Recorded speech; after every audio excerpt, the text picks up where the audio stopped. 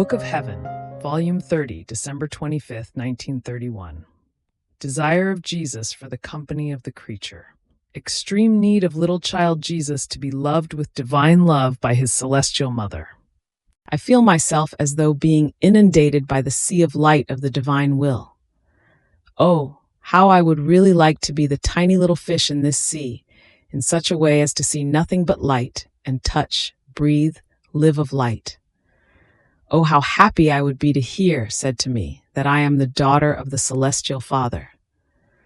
But while I was thinking of this and other things, my dear life, the sweet and sovereign Jesus, visiting my little soul, made himself seen with seas of interminable light coming out from within his adorable person. And from within this light came out souls that populated the earth and all heaven. And Jesus, calling me, told me, "My daughter, come into this light. I want you here. The virtue of my light, its motion as fount of life, does nothing other than unleash souls, that is, life of creatures, from within its womb of light. Its power is so great that as it moves, it emits souls. And I want my beloved together with me in the womb of my light, that is, of my will. As souls are formed and emitted outside, I do not want to be alone, but I want your company, that you may recognize the great portent of the creation of souls, our excessive love.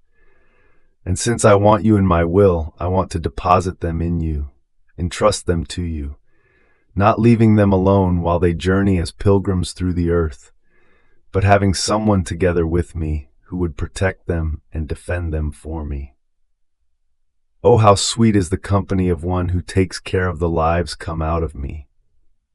This is so pleasing to me, that I make one who lives in my will the depository of the creation of souls, the channel by which I let them come out to the light, and the channel to let them re-enter into the celestial fatherland.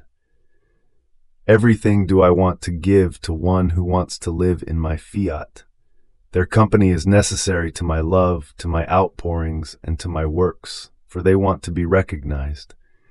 To act and not to be recognized. They are like works that cannot boast triumph, nor sing victory and glory.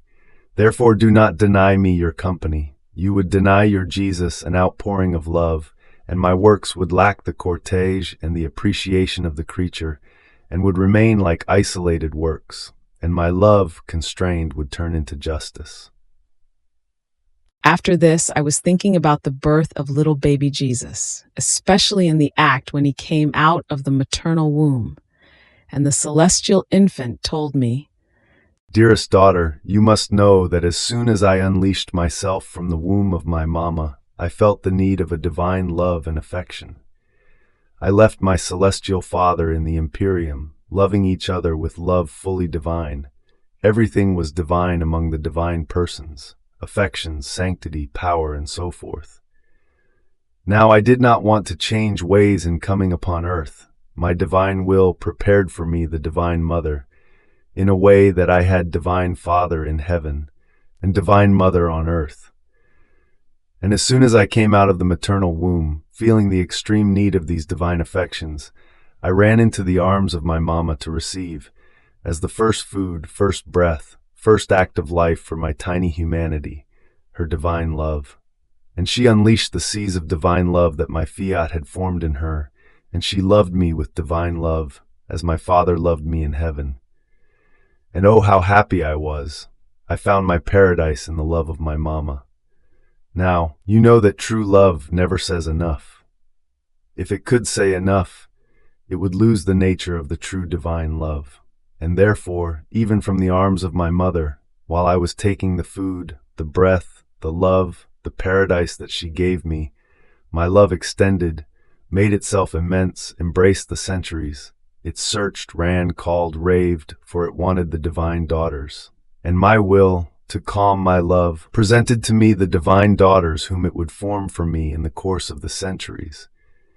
And I looked at them, I embraced them, I loved them, and I received the breath of their divine affections. And I saw that the divine queen would not remain alone, but would have the generation of my divine daughters and hers. My will knows how to change and give the transformation, and form the noble grafting, from human to divine. Therefore, when I see you operate in it, I feel, being given to me and repeated for me, the paradise that my mama gave me when she received me, a little baby, into her arms.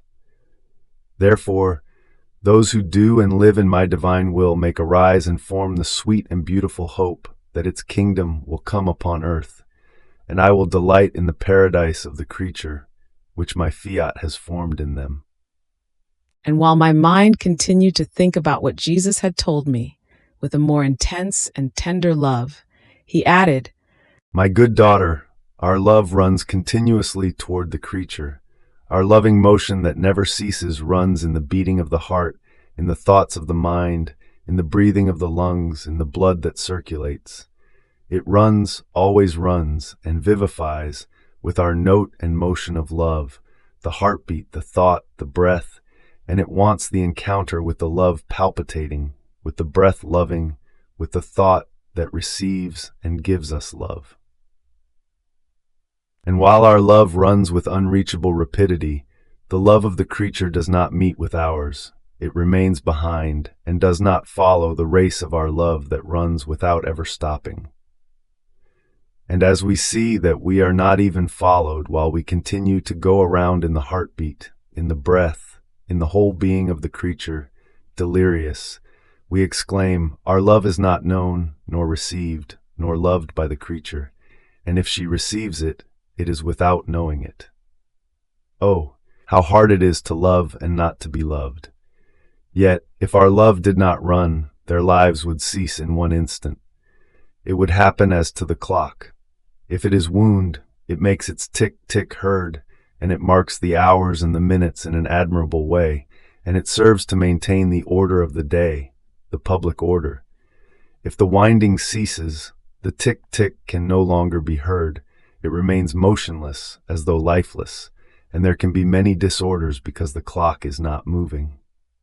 The winding of the creature is my love, such that, as this celestial winding runs, the heart palpitates, the blood circulates, the breath is formed. These can be called the hours, the minutes, the instants of the clock of the life of the creature.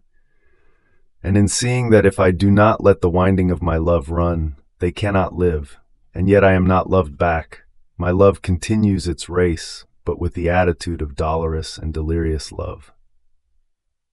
Now, who will remove from us this sorrow, and will soothe our loving delirium?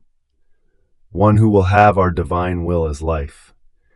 Our will, as life, will form the winding in the heartbeat, in the breath, and so forth, of the creature. It will form the sweet encounter with our love, and our winding and theirs will proceed at the same rate.